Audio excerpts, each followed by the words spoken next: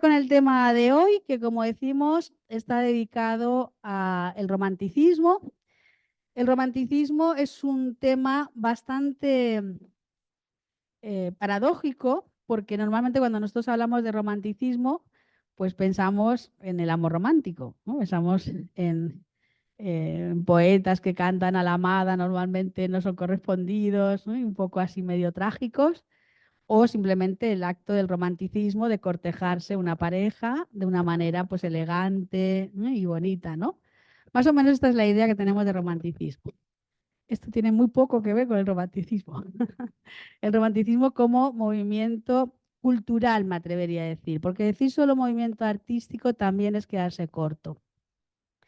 De hecho, sabéis, los que conocéis mi academia, que a mí lo que me gusta y lo que me caracteriza como profesora es la interacción entre disciplinas, mezclar historia, arte y literatura en las conferencias, en los cursos, para dinamizar, por una parte, las clases, pero también porque es que la vida es una mezcla de todas esas cosas. El arte no se da de manera paralela y ajena a la sociedad, la literatura no se pone gente a escribir sin estar dentro de la movida o en contra de la movida común, pero siempre teniendo la movida común como referente. Y, por supuesto, pues la historia, que es lo que estamos viviendo, lo que estamos protagonizando, aunque muchas veces no somos conscientes. Tenemos tendencia a pensar que la historia es algo que pasó, cuando la historia está también sucediendo siempre a cada momento, ¿no? Lo que pasa es que no tenemos conciencia de ello. Y una de las características del romanticismo fue precisamente que sus protagonistas, en todos los ámbitos que vamos a hablar un poquito, sobre todo de literatura y de arte, en el marco histórico, eran muy conscientes de lo que estaba pasando. Es decir, eran muy conscientes del momento histórico que protagonizaban y estaban implicados en esos movimientos y en esos acontecimientos. Otra de las características del romanticismo la ilustra muy bien esta obra de Joseph Danhauser de 1840, que recoge a varios personajes protagonistas del romanticismo. No son todos los que voy a hablar, pero me venía bien el cuadro para explicar algunas cosas y luego volveré a usarlo. Si lo miráis así, a lo mejor de entrada, no sé si reconocéis personajes, pero de todas maneras os he puesto aquí una chuleta. Hay varios personajes que están presentes en este momento en el que Franz Liszt está improvisando al piano de una manera así muy ensoñadora mientras contempla un busto de Beethoven, que es, por supuesto, dentro de la música, uno de los grandes promotores. No es estrictamente romántico él solo en sí mismo, porque Beethoven es muy complejo como artista musical, ¿no? Pero sí que es uno de los que va a abrir la gran puerta del romanticismo. Y luego hay varios pues, que están como embelesados por la música o reflexivos. Algunos son escritores, como Alejandro Dumas, como George Sand. Este de aquí que ha sido interpretado de dos maneras, como el músico Berlioz o como el escritor Víctor Hugo. Y, bueno, aparte de otros que hay, fijaos que además también hay un cuadro al fondo con una figura que es de Lord Byron. Bueno, pues como veis, efectivamente, esto también tiene mucho que ver con lo que pasó, que es que no vamos a hablar de artistas y poetas que cada uno iba por su cuenta y que no se conocían y que no interactuaban, sino que estaban todos, por así decirlo, en la movida romántica, ¿sí? Por no decir parisina, porque no solo es París, pero en la movida romántica, ¿no? Estaban metidos ahí en lo que estaba pasando, eran amigos entre ellos, a veces se apoyan, a veces discuten, a veces se promocionan unos a otros, a veces se consuelan unos a otros. Hay un poco de todo, ¿vale? Entonces, esta relación, esta interacción entre ellos, estas mutuas admiraciones o mutuos reproches, depende, también fue muy importante en la dinámica del romanticismo y de las obras que van a resultar de ello. Muchos pintores admiraron, por ejemplo, muchísimo a Lord Byron, que luego hablaremos un poquito más, y esto se manifestó en muchos cuadros que tienen 20 años después de la muerte de Lord Byron como eje la obra o al propio personaje. Bien, el romanticismo, por tanto, es un movimiento, como digo, cultural que tiene implicaciones filosóficas, literarias, a través de los poetas y los escritores, y plásticas, de los artistas, especialmente de la pintura, aunque también dentro de la escultura. La palabra romanticismo deriva de la palabra romance, que era una palabra que se usaba para una especie como de novelas, ¿no? Digo de caballería para que lo entendáis, porque no son estrictamente novelas. Y se usaba como alusión a algo que no existe, que es una novela. Cuando tú le dices, me estás contando una novela, ¿no? Me estás contando una historia que alguien se ha inventado y que no existe, ¿no? Y en cierta manera es un término que originalmente era despectivo, ¿no? Como que los románticos no están en la realidad, ¿no? Están en otro lado. Vamos a ir desgajando un poquito todo lo que es el romanticismo, alternando algunas explicaciones con aspectos históricos y luego con los protagonistas. Bien, el romanticismo tiene unos límites temporales amplios. Podríamos decir que hay un prerromanticismo, que es lo que llamaríamos los precursores, especialmente en Alemania, que es donde está la cuna, ¿no?, más ideológica, por así decirlo, del romanticismo, a lo largo del siglo XVIII y especialmente en la segunda mitad del siglo XVIII. Los procesos históricos que se han ido dando hasta ese momento van a estallar y van a consolidarse, pero también van a desencadenar distintas cosas. Vale, por lo tanto, la segunda mitad del siglo XVIII es una época donde en todos los sentidos la palabra clave sería cambio, transformación y, si queréis, revolución. Ahora lo explico con más detalle. Y las consecuencias de todo eso, donde realmente florecen y se manifiestan, es en la primera mitad del siglo XIX, que es donde las generaciones más importantes de artistas románticos van a desarrollar su obra y su trabajo, aunque muchos han nacido a finales del siglo XVIII. Y luego habrá un postromanticismo, que es como una onda expansiva, que para muchos historiadores no ha terminado. O sea, nosotros seguimos siendo la onda expansiva del romanticismo, tanto en lo que se refiere a las cuestiones que se plantearon filosóficamente o ideológicamente, como en los fenómenos artísticos a los que ha dado lugar. Pero en esta charla comprenderéis que es imposible. Yo acabo de empezar y ya llevo 12 minutos. Entonces, ¿qué tenemos en la segunda mitad del siglo XVIII?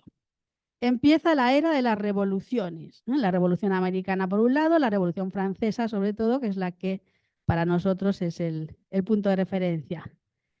Durante todo este proceso, simultáneamente, se ha dado un fenómeno en el arte, que es la aparición de las academias, que ya se ha dado desde mucho antes, desde el siglo XVI, pero que aquí se había consolidado como un nuevo modo de entender el aprendizaje del arte y la conexión del artista con la sociedad, porque antes de esto que había talleres, los talleres incluso en el Renacimiento, Leonardo, Botticelli tenían sus talleres.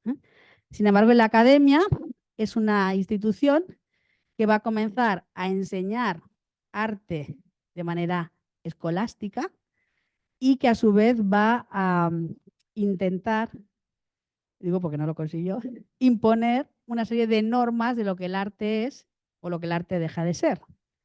Y esto va a ser importantísimo para el arte, ¿no? Porque va a provocar una gran reacción contra ese intento de monopolizar el concepto de arte, que va a ser, de hecho, decisivo, ¿no?, en la evolución estética de Europa.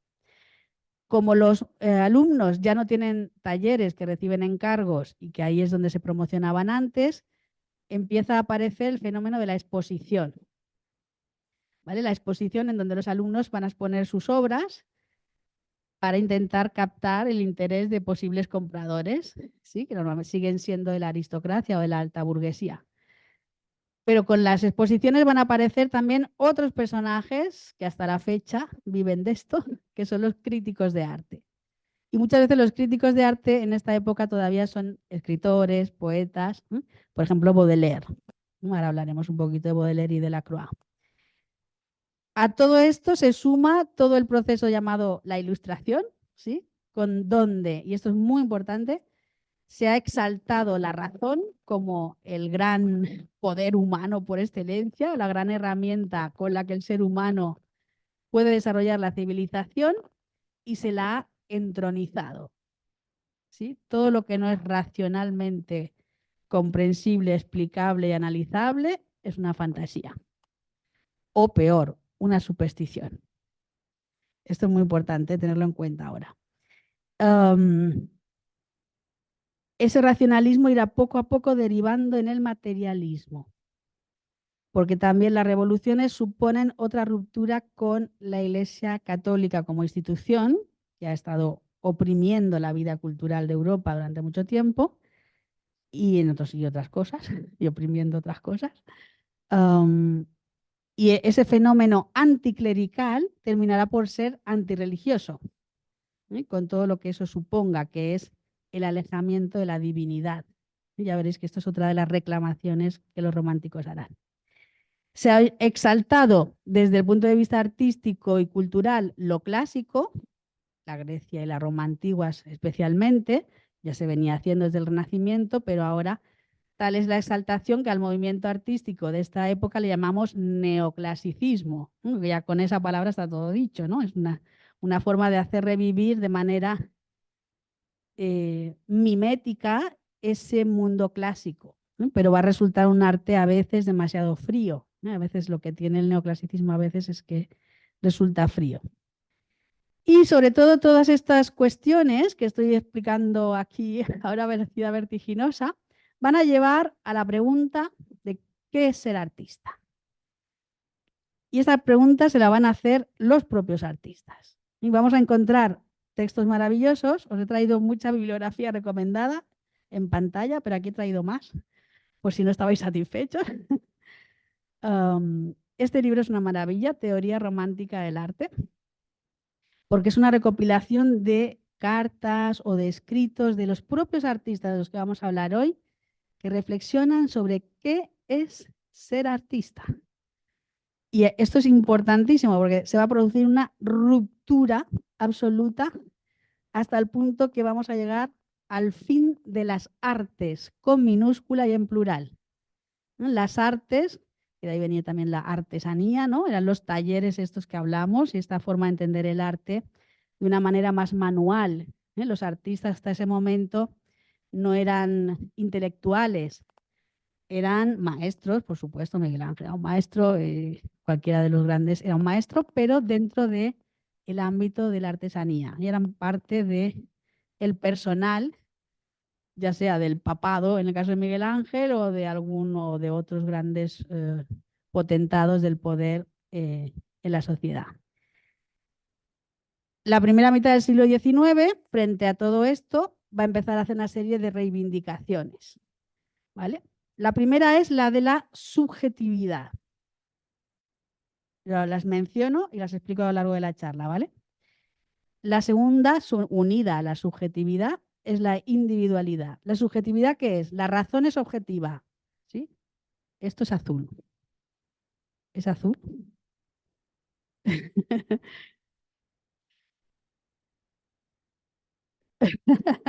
La subjetividad es la percepción de cómo yo percibo eso, ¿vale? Una cosa es lo que la cosa materialmente es y la subjetividad tiene que ver mucho con cómo lo percibo, que lo puedo percibir azul o puedo percibir que un trozo de cielo ha quedado atrapado en esta columna, ¿sí?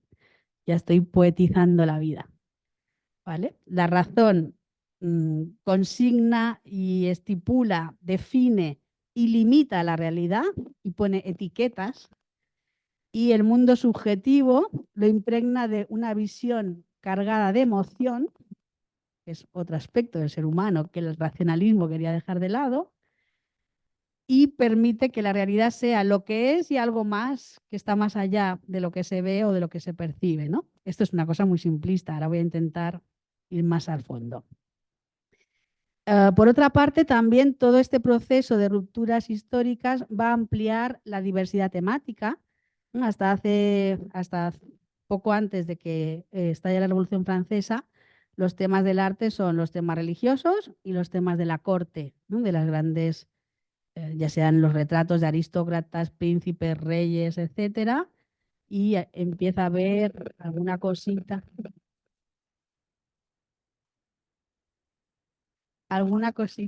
ay, qué miedo, de algunos temas literarios, ¿no? Desde el Renacimiento, por ejemplo, de la Divina Comedia ya había comenzado a ser objeto de temas artísticos.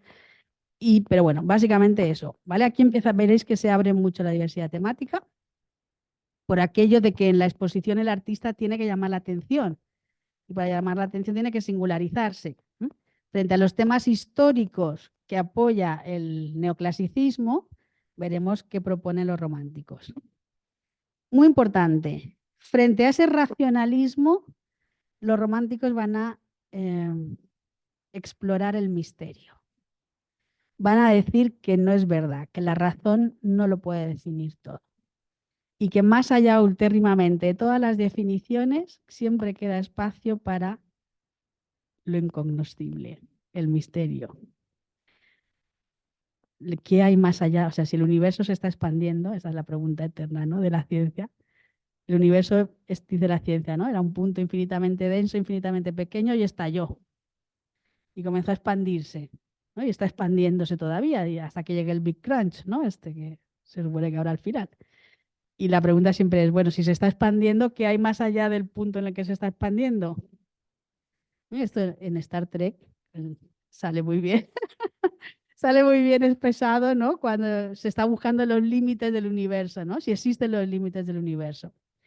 Bueno, esto es una forma así un poco simpática de expresar la idea de que más allá de lo que se puede analizar racionalmente, siempre hay espacio para lo que no se puede explicar, o por lo menos de momento no se puede explicar.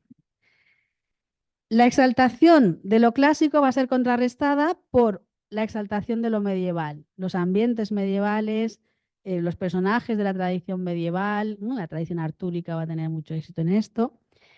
El nuevo concepto de artista al que me referiré más adelante y el nacimiento frente a las artes del arte con mayúscula y en singular. ¿Vale? Esto es importantísimo y es un proceso que se fue dando, que nosotros ya hemos nacido en eso, nosotros ya hemos nacido, menos en la exaltación de lo medieval, por aquí.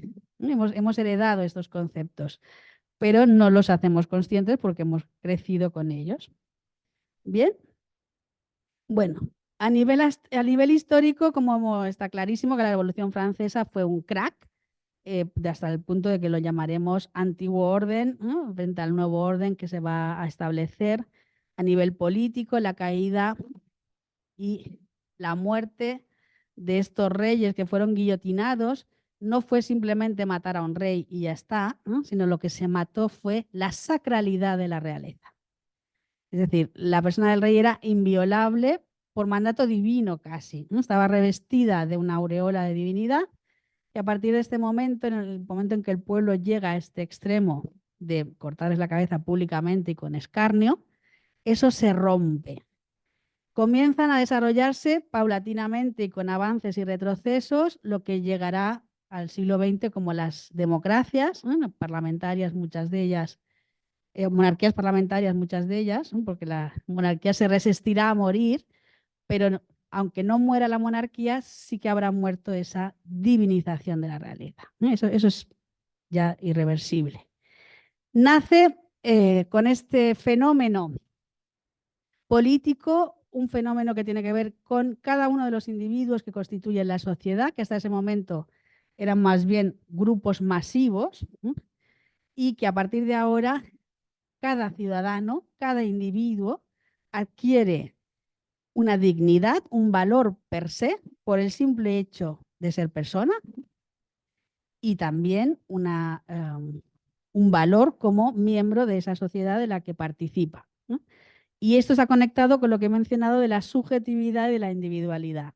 Ahora no nos autopercibimos como colectivos, que aún así seguimos haciéndolo en gran medida, pero bueno, en lo que es la mentalidad imperante, cada individuo, por así decirlo, es una voz y un voto, que aquí todavía no lo es, ¿no? Aquí todavía no hay una democracia universal, pero bueno, se camina hacia eso. Y todo este aspecto del valor, de que cada persona tiene un valor único, intrínseco, único, empieza a adquirir una fuerza y un protagonismo arrollador. Napoleón es el que va a recoger todos estos trastos rotos que va a provocar la Revolución Francesa en su despliegue. Sabéis que la Revolución Francesa culmina en una etapa que hemos llamado el terror, ¿no?, porque la cosa ya se les fue de madre.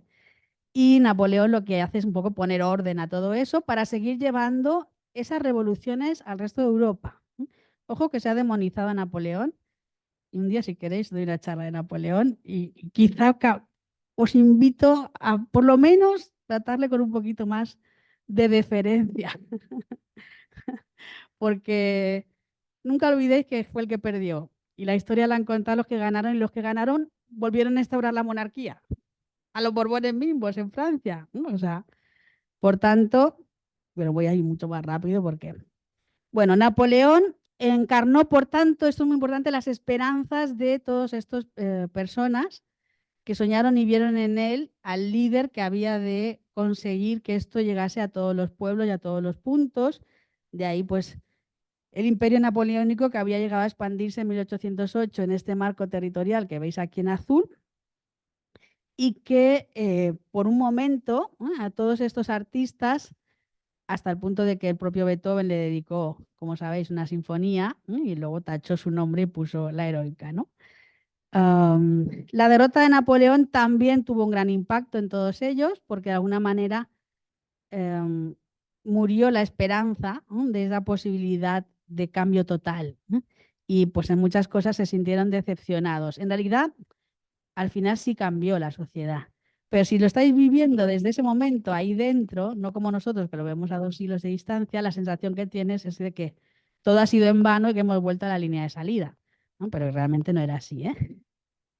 Bueno, esta es la Francia post-napoleónica, otra vez recluida a su marco territorial tradicional y otra vez con una monarquía borbónica que con idas y venidas va a ir cayendo y volviendo a levantarse hasta que finalmente se instaure la República en Francia.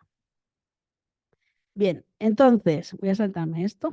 ¿Por qué surge el romanticismo? Bueno, con este cambio cultural tan potente, lo que no se podía esperar es que no cambiase el arte. El arte siempre refleja la sociedad en la que habita, sea para apoyarla en sus ideas y valores, sea para criticarla, pero el arte nunca está desconectado de la sociedad en la que vive, porque el mismo hecho de que el artista es un ser humano inmerso en esa sociedad, ¿no? Y que participa de esas ideas.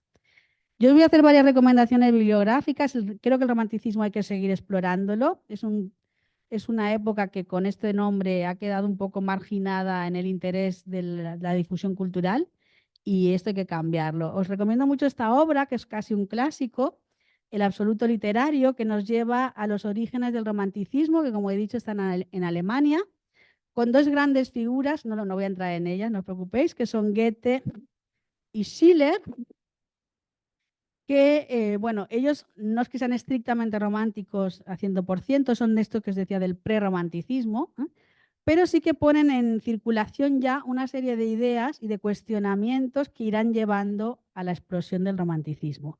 La idea que yo quería destacaros hoy con respecto a estos personajes es una que va a ser muy importante en el arte, muy importante. Eso es realmente una de las grandes rupturas que hay estéticas.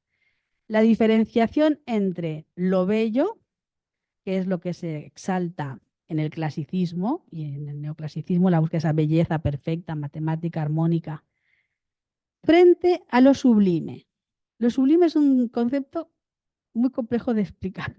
Es realmente reflejo de esa subjetividad de la que hablamos.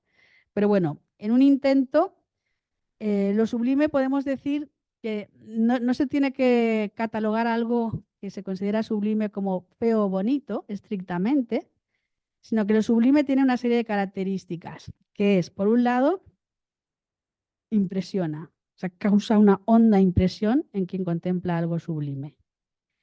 Por otro lado, aterra, infunde miedo. Por otro lado, incluso puede destruir. Puede ser que la escena sea destructiva, os voy a poner luego varios ejemplos, o puede destruirnos por dentro en el sentido de hacernos cuestionarnos de tal manera que nos destruya nuestra estructura de valores. Lo sublime también es profundamente irracional. A ver, esto es el cable. Es profundamente irracional. Y de hecho, nos cuesta mucho entender por qué nos atrae, porque debería causarnos rechazo. Y sin embargo nos atrae. Y en cualquier caso, lo sublime siempre está manejando intensidades emocionales. A ver. ¿Así? Ahora. Intensidades emocionales, ¿vale? El concepto de lo sublime ya viene de la tradición clásica antigua. Aquí os he traído los 3 grandes libros que hay que leer si a uno le interesa este concepto. El de la tradición clásica del siglo I es el de Longino, que no es estrictamente lo que los románticos llamarán lo sublime, pero que es la idea de la que parten. Luego el propio Schiller escribe este librito que se puede conseguir con mucha facilidad. Estos dos son libritos, sobre lo sublime. Y finalmente Edmund Burke, también se puede conseguir muy fácil, escribirá este libro de lo sublime y de lo bello, una investigación filosófica sobre el origen de nuestras ideas sobre lo sublime y lo bello.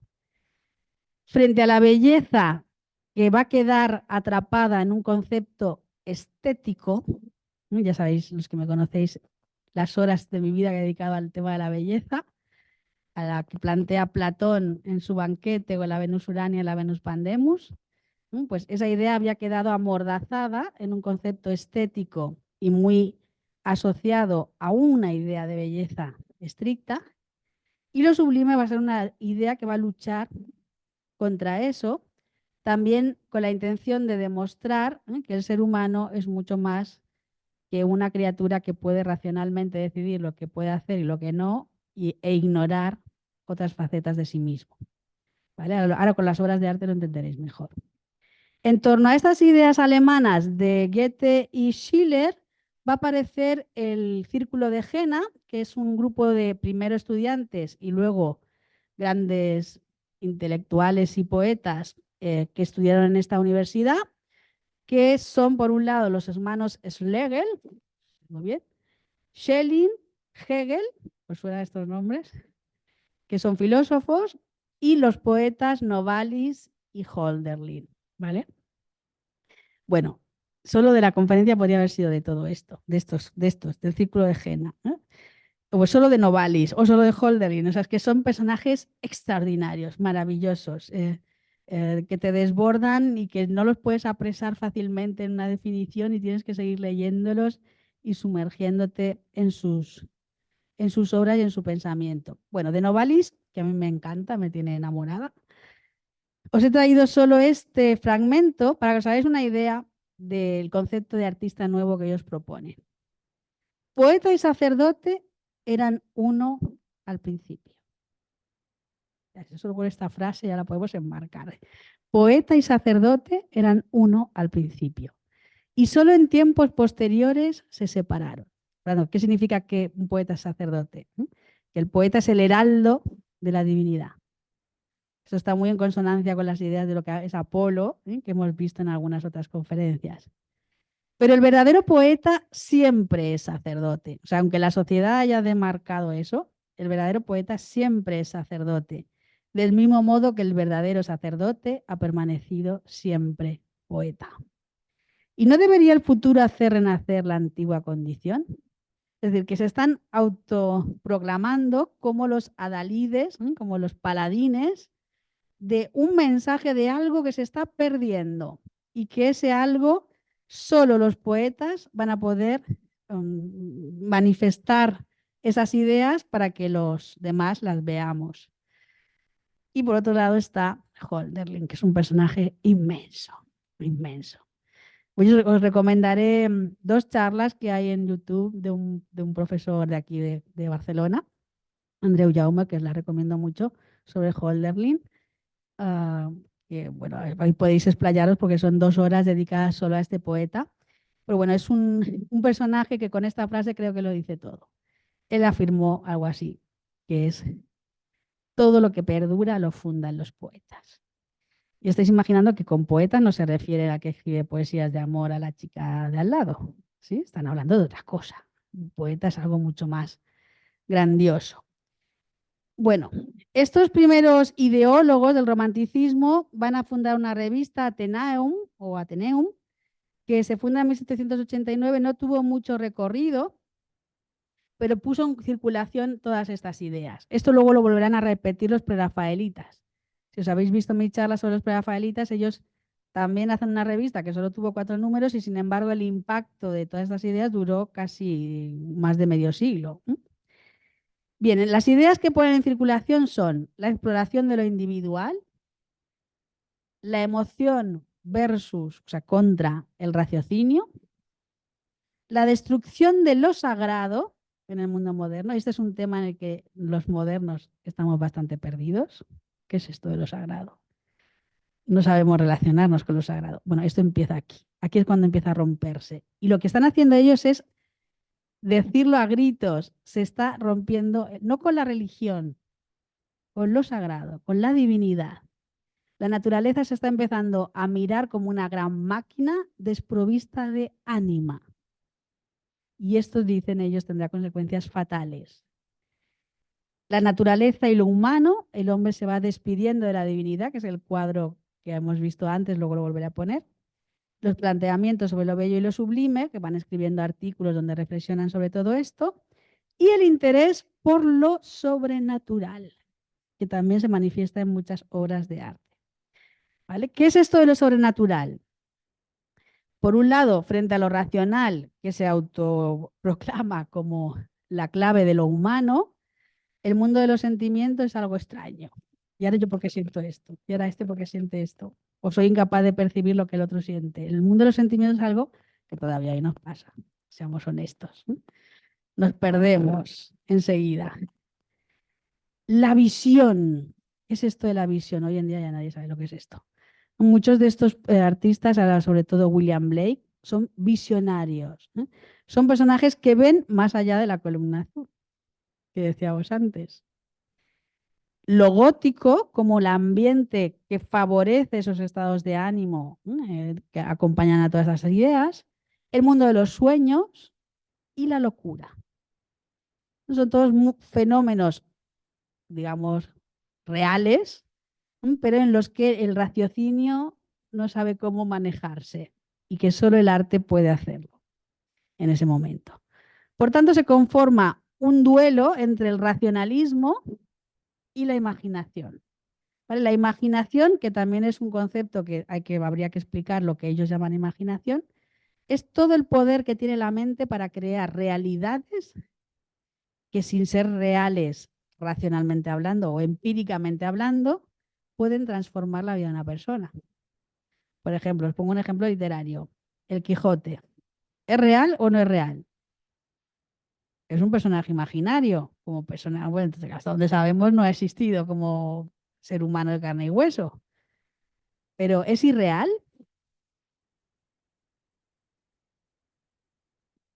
¿No? O sea, ha modificado la vida de personas, ha hecho retumbar, ¿no? En muchísimos aspectos la vida intelectual de Europa, o sea, es como muy complejo, ¿no?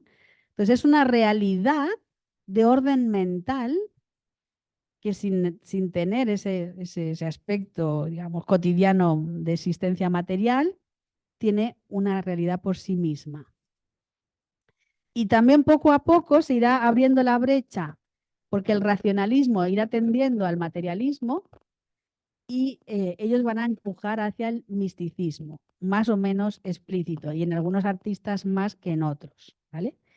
Hay varias obras del romanticismo que aluden a todas estas ideas, son temas que ya venían siendo temas de la tradición clásica, no es que ellos los inventen ni mucho menos, pero que a mí me llama la atención como muchos de estos pintores, por ejemplo, lo han representado. Por ejemplo, la lucha entre Apolo, el dios de la luz, de la mente abstracta, de las musas, de los poetas, y la serpiente Pitón, la serpiente siempre símbolo del materialismo, o por ejemplo también el mito de Perseo y Andrómeda. Perseo es el héroe que ha matado a Medusa, la que convierte en piedra todo lo que mira, y cuando está volviendo se encuentra con que Andrómeda está atada a una roca y va a ser devorada por un monstruo y la libera, ¿no? Y también nos recuerda a San Jorge, ¿no? Un poquito. Todos estos mitos que hablan de que más allá de la materia hay una realidad a nivel cósmico, Apolo, a nivel individual, Andrómeda, el alma humana, la esencia de lo que somos, que un héroe tiene que, en el que un héroe tiene que combatir, porque esas dos realidades, ¿no?, son tan diferentes que están en contradicción. ¿Bien? Me cachis, no sé qué hacer, si quedarme quieta. Bueno, a partir de ahí vamos a comentar algunos de todos estos grandes personajes, Los pintores románticos más sobresalientes fueron Caspar David Friedrich, por lo que toca a Alemania. En Inglaterra tenemos a William Turner, tenemos más, pero en Francia tenemos a Géricault, que por desgracia murió demasiado joven, pero tenemos un excelente heredero en Delacroix. Y luego tenemos este personaje que es suizo de origen, pero afincado en Inglaterra, que es Fuseli, no sé si lo pronuncio bien. Y por último, un personaje inclasificable que se llama William Blake. Como os decía, todos estos artistas, que son artistas plásticos, van a empezar a exigir esta otra condición que podríamos decir hoy en día como de intelectuales, pero que ellos más bien decían como poetas. Es decir, ellos lo que pretenden es asimilarse o igualarse a los poetas. Hemos dicho que todo lo que perdura lo fundan los poetas, decía Hölderlin, ¿no? Entonces, los artistas quieren con su arte ayudar a fundar ese nuevo mundo, o por lo menos a reclamar aquello que el ser humano no debe perder en ese nuevo mundo que están haciendo para no perderse a sí mismo.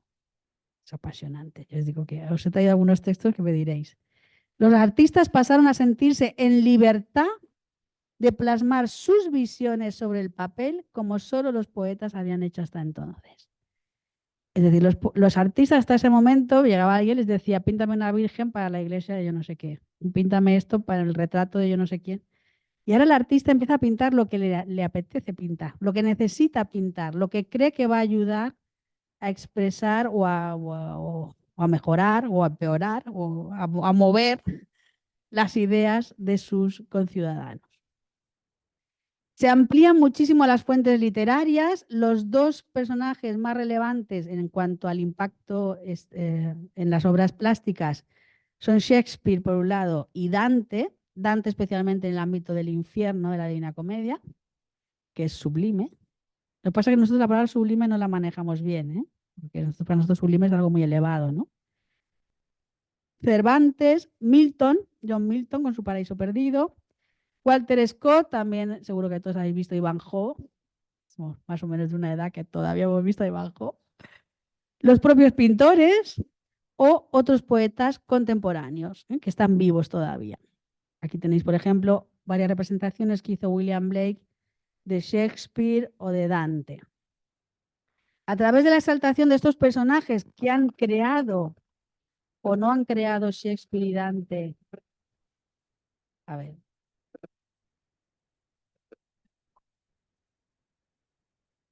no han creado un modelo cultural.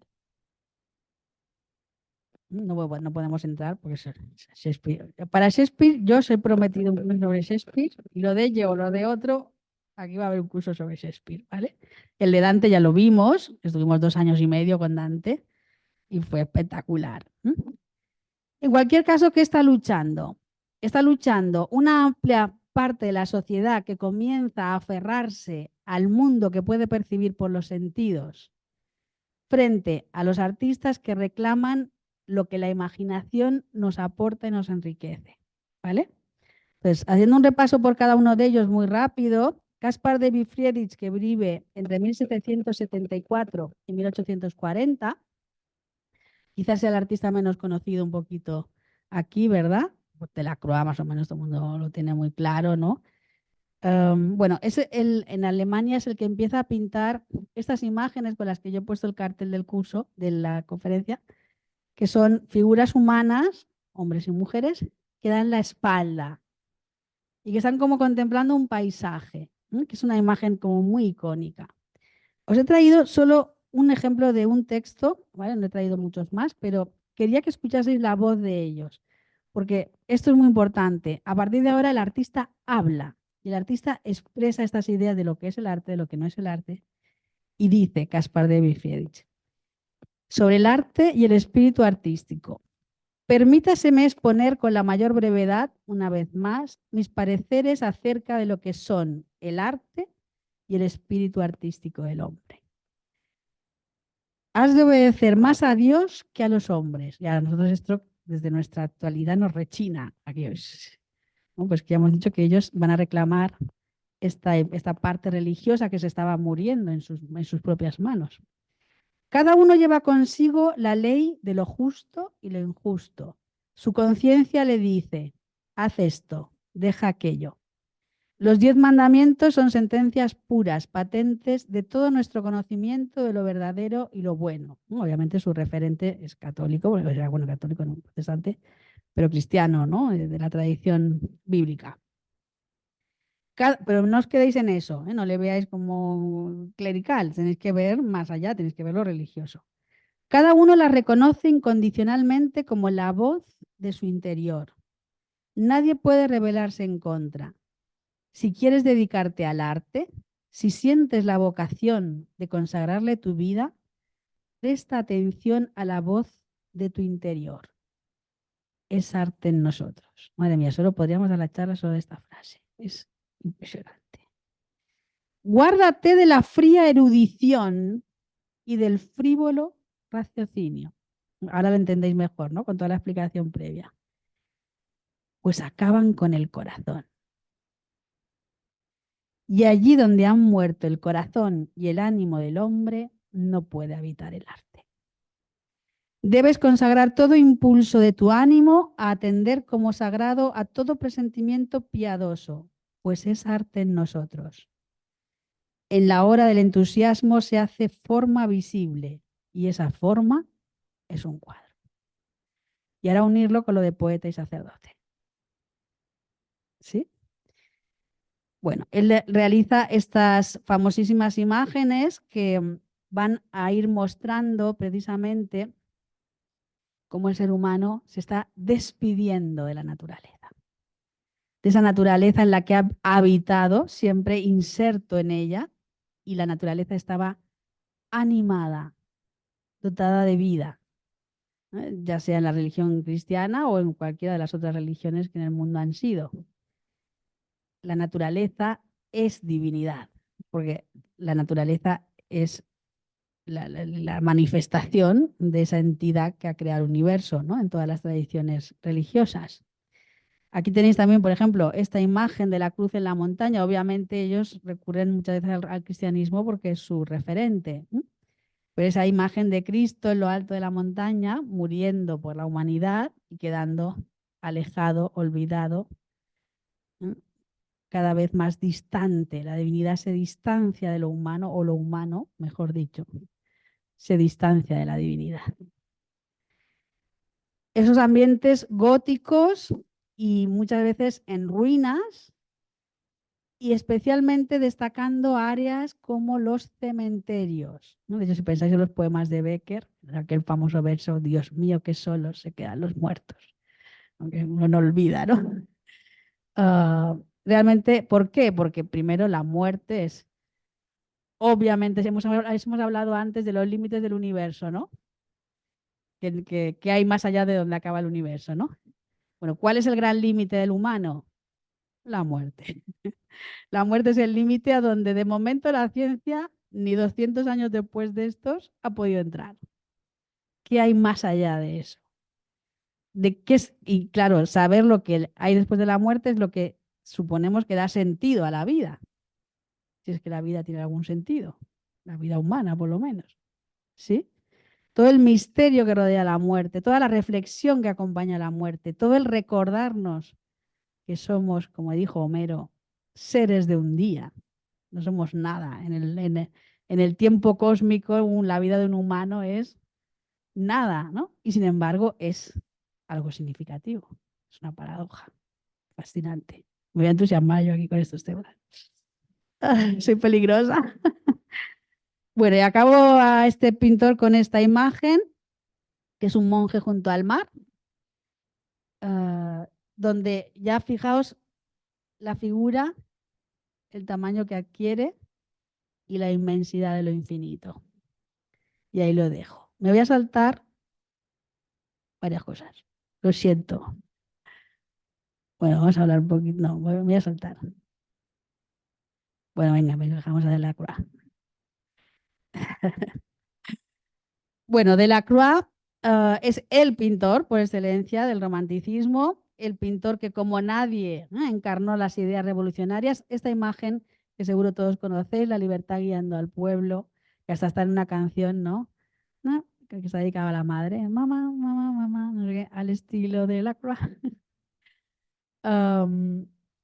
No es la Revolución Francesa propiamente dicha, es la Revolución de 1830, es una obra que causó tanto impacto que el gobierno la compró para quitarla de en medio, porque sabían que podía llegar a ser un símbolo, ¿no?, muy potente para el pueblo. Por tanto, ya no se está creando un cuadro para reflejar un acontecimiento histórico, sino se están creando símbolos. Y el artista vuelve a ser, de alguna manera, un líder social, ¿no?, que puede provocar revoluciones. Delacroix era discípulo de Pierre Narcisse Guérin, que hoy no nos parece un pintor romántico. Sin embargo, en su taller se gestaron muchos de los grandes románticos. Por un lado Delacroix, por otro Géricault. Pasa que Géricault, que es el autor de La balsa de la medusa, que no la he traído, pero que es una obra clave también en todo el proceso de la pintura romántica. En cierto modo, siendo compañero de Delacroix, también ejerció como maestro, ¿no?, en cierto sentido, porque estaban juntos debatiendo todas estas ideas. El gran opositor a Delacroix, por así decirlo, su contrario en la línea racionalista o del neoclasicismo, sería el discípulo de David, que es Ingres o Ingres, que desarrolla, ¿no?, todo ese concepto de esa belleza que, si bien tiene sus matices que no vamos a entrar, pero que representa una forma de arte que el ciudadano de ese momento entiende, acepta y puede integrar. Y claro, cuando Delacroix se presenta con un cuadro como este, que es La muerte de Sardanápalo, que es un tirano oriental que, sabiendo que va a caer su ciudad y él con ella, manda a matar a sus mujeres, animales y sirvientes, que es lo que está contemplándose aquí. Es una imagen terrible del tirano, viendo a las que han sido sus amantes, sus esclavas, sus sirvientes, sus caballos. Veis que también van matando a los caballos. Todo lo que él ha amado lo manda a matar antes de que lo mate el enemigo, ¿no?, y antes de que él mismo muera, porque no tiene escapatoria. Esto al principio la mayoría no entendió nada. ¿Esto qué es? Esto es un ejemplo perfecto de lo sublime. Lo sublime es algo aterrador, algo que debería causarnos desprecio, pero que, tal como está planteado, nos hipnotiza, ¿no?, nos atrae, nos anima a meternos en el cuadro, a descubrir el misterio que hay detrás de este personaje y de este comportamiento. El que sí lo comprendió muy bien fue Baudelaire. Baudelaire, tenéis un libro extraordinario que os invito a leer, que está recientemente editado en acantilado, bueno, no sé si recientemente, pero que se puede conseguir, que son sus distintos trabajos que él hizo como crítico, y que ahí están todos los que él hace en defensa de Delacroix, ¿no?, y explicando contemporáneo a Delacroix que no le están entendiendo y que la gente no está entendiendo lo que Delacroix supone y lo que Delacroix está haciendo. Bueno, me voy a saltar todo esto, chicos, porque he sido muy ambiciosa. Fuseli. Bueno, Fuseli hay que mencionarlo porque Fuseli, de eso que hemos hablado de lo sobrenatural, es el artista por antonomasia, ¿no? Es un artista que en sus obras va a sentir fascinación por ese mundo, ya no solo de la muerte, sino incluso de los espectros, de los fantasmas, de esos muertos que vienen otra vez a intervenir en la vida humana de algún modo, tomando los ejemplos literarios célebres. Aquí, por ejemplo, tenéis un capítulo de la Odisea, cuando Odiseo desciende al inframundo, se queda en la puerta, hace un sacrificio, y viene Tiresias, y viene también su madre, que él no sabe que ha muerto, y dialoga con estos muertos, ¿no? Aquí tenéis un Tiresias tremendo y un Odiseo, ¿no?, pasmado, hablando con el mundo de los muertos.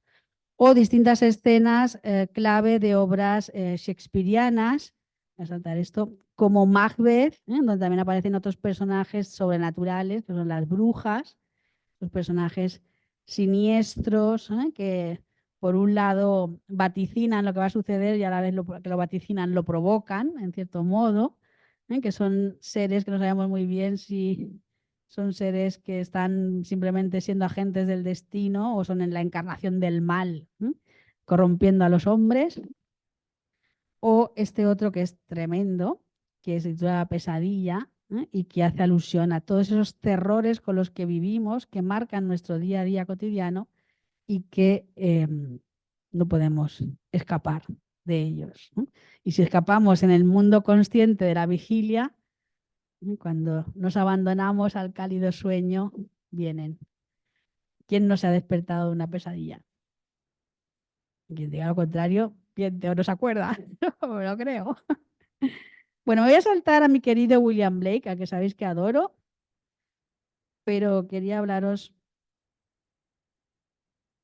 ¿Sabéis qué? Luego esta grabación no la haré y la grabaré en casa entera, ¿vale? Quería hablaros de los poetas ingleses, ¿vale? Hemos visto que empieza en Alemania. En Alemania van a haber una serie de poetas ingleses que van a recorrer esa Europa en llamas y ese mundo cambiante y van a trasladar a Inglaterra esas ideas que de alguna manera se han impregnado. ¿Vale? Esos dos primeros son William Wordsworth y Samuel Taylor Coleridge, que van a trabajar conjuntamente en una obra que es determinante en todo esto, que son las baladas líricas, que la tenéis a vuestra disposición. Les he pues traído la de cátedra, pero hay más ediciones, en donde comienza esa poesía a hablar de lo mismo que hemos visto en los cuadros, de esa naturaleza de la que cada vez estamos más lejos, que se empieza a percibir de otra manera. Y a este se va a unir un señor que se llama Robert Southey, que juntos van a ser llamados los poetas de los lagos. Estos tres poetas ingleses son los llamados la primera generación de poetas del romanticismo inglés, que lo fundan, por así decirlo, o lo establecen, y que de alguna manera están todavía dentro del reino de lo institucional, ¿no? Es que, pues, de hecho son poetas laureados por la corona, por la reina, por el rey, perdón, dentro de lo que se espera de un poeta, de que diga un poeta, ¿no?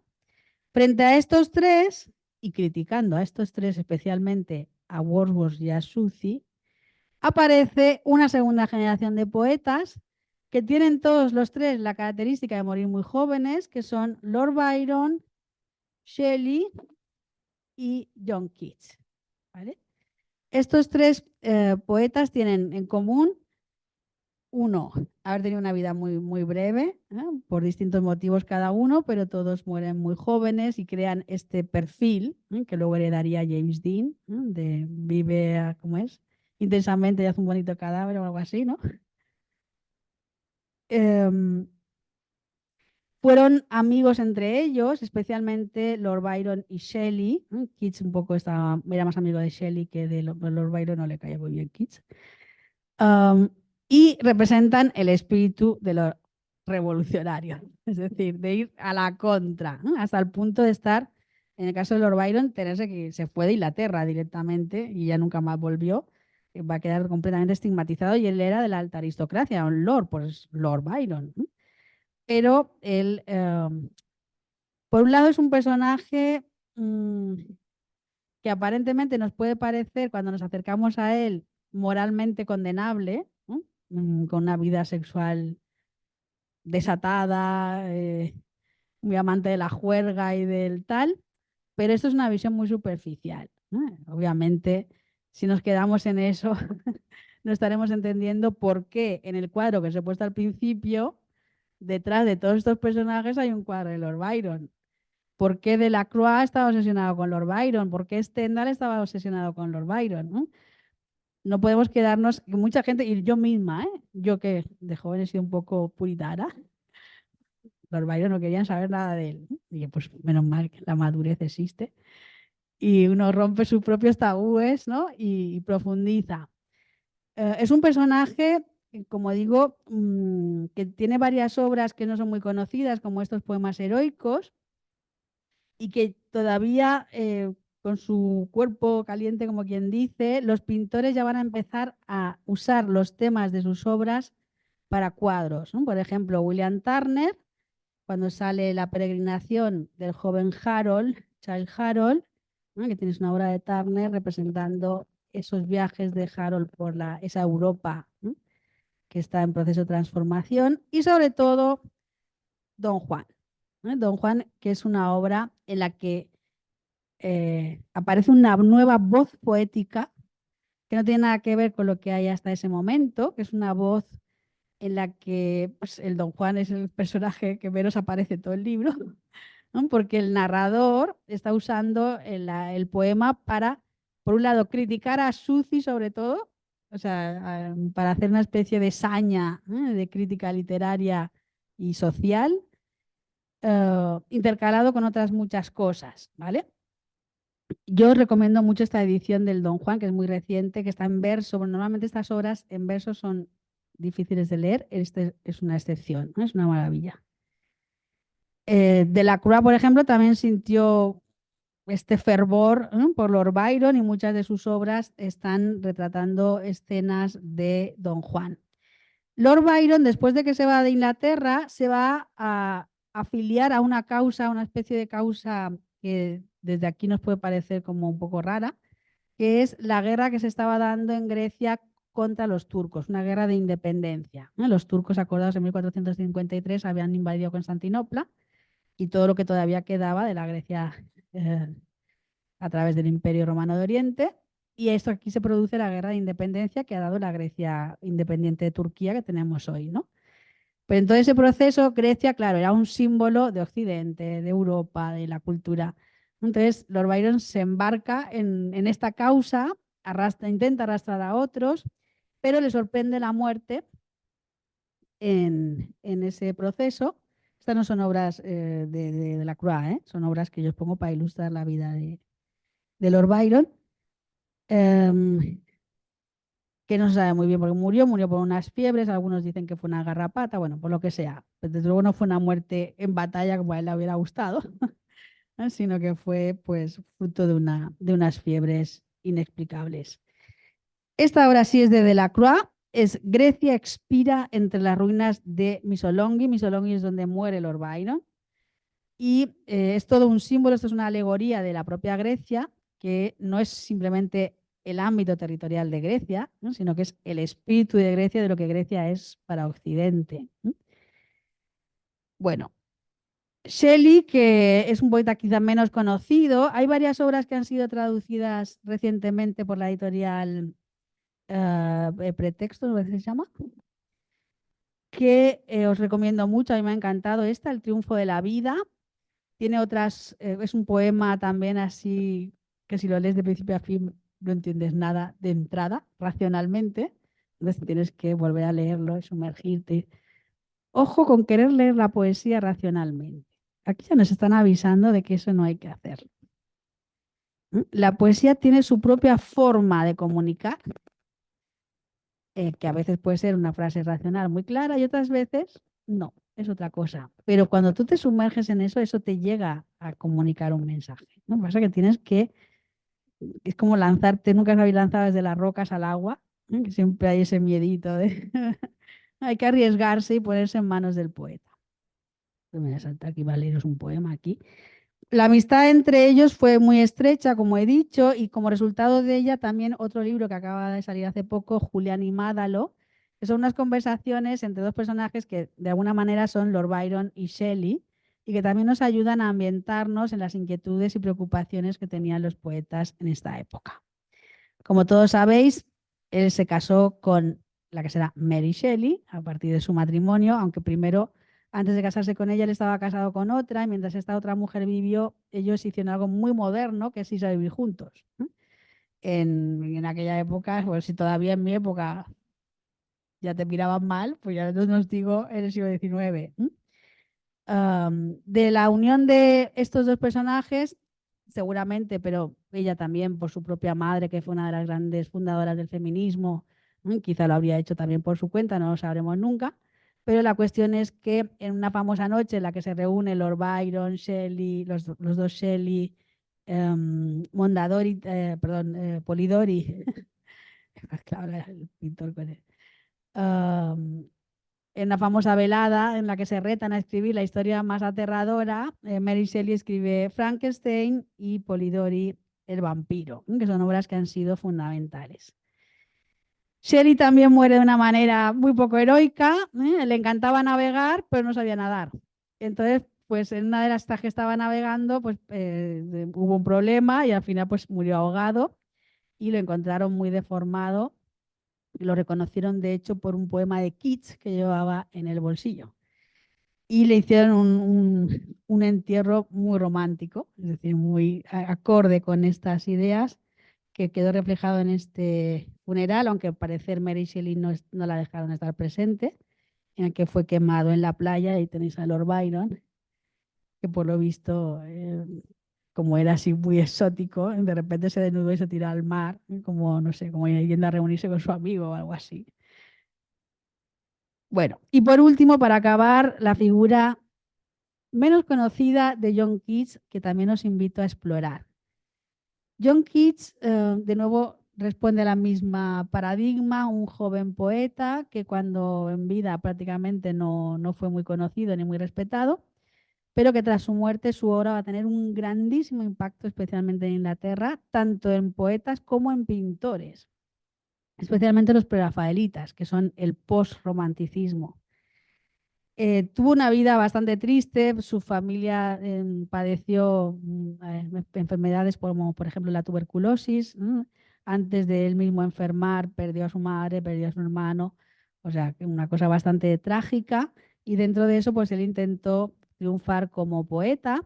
Hay varias obras que también están traducidas recientemente, como Las Vísperas de Santa Inés, en los versos de Cordelia, que os recomiendo mucho, que los prerafaelitas trataron de ilustrar. Esto lo tenéis en mi charla sobre los prerafaelitas. O la reinterpretación de historias, por ejemplo, del Decamerón de Boccaccio, que también luego serían ilustradas por los prerafaelitas, pero no la versión de Boccaccio, sino la versión de Keats. ¿No? ¿Entendéis? Como que hay un salto cultural. ¿No? Es muy famosa la de la maceta de albahaca, en la que matan al amado de una muchacha de clase alta, los hermanos para que no se case con él, porque es una persona pobre, y lo entierran y ella encuentra el cuerpo, pero como no se lo puede llevar todo, pues no tiene fuerza, se lleva la cabeza y la mete en una maceta. Y cada día llora delante de la maceta.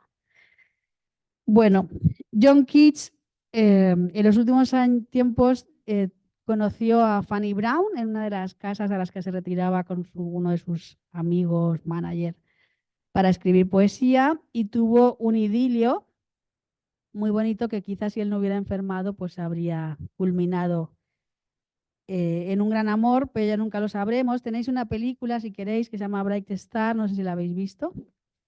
Y finalmente le sorprenderá también la muerte de manera muy temprana, después de haber decidido intentar mejorar yendo a Italia. Y al final lo que hizo fue morir en Italia y está enterrado en Roma, igual que Shelley. Están los dos grandes poetas ingleses enterrados en Roma. Es un lugar bastante bueno para ellos. Bueno, y aquí llegamos al final. Quería simplemente haceros un gran, como veis es un mundo, es un universo inmenso. Cada una de las ideas solo de lo sublime podríamos haber hablado toda la hora. Lo que yo quería hoy es que salierais con una idea bastante amplia de los distintos pintores y poetas que lideraron este movimiento para que ahora ya vosotros os animéis a aquellos que os puedan causar más interés, empezar a explorarlos y empezar a leerlos, porque tenéis su voz. Por ejemplo, de John Keats se conservan sus cartas. Ese libro es una cosa deliciosa. Es algo que toda persona debería leer. Es un acto de humanidades que todo el mundo debería realizar, lo digo en serio, porque realmente de repente se cortan los límites del tiempo y el espacio y conectas con su voz y entiendes, no sé si alguno de vosotros es poeta, pues si además es poeta, te vibra todo por dentro.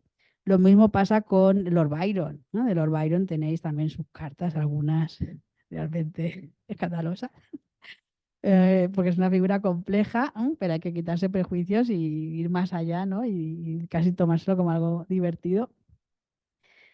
Um, y también su obra literaria, por supuesto, ¿no? Una obra que nos conviene mucho leer, igual que volver a acercarnos a esas pinturas y no verlas simplemente como objetos, como decía Caspar de Friedrich, de frío raciocinio. Ah, mira, aquí la perspectiva, yo no sé qué, la línea. No, no, no. ¿Qué hay detrás de este cuadro? ¿Qué se estaba moviendo en el corazón de estas personas que sintieron una profunda sensación de alarma de algo que la sociedad estaba perdiendo y que podía hacerle un daño terrible y que ellos intentaron ser como los últimos voceros, que advirtiesen que no podemos vivir en un mundo racional, materialista, sin perdernos a nosotros mismos. Y como dicen ellos, para que no sean mis palabras las últimas, allí donde ha muerto el corazón y el ánimo del ser humano, no puede habitar el arte. Y en un mundo donde no hay arte, no sé vosotros, pero a mí no me gustaría vivir. Muchas gracias.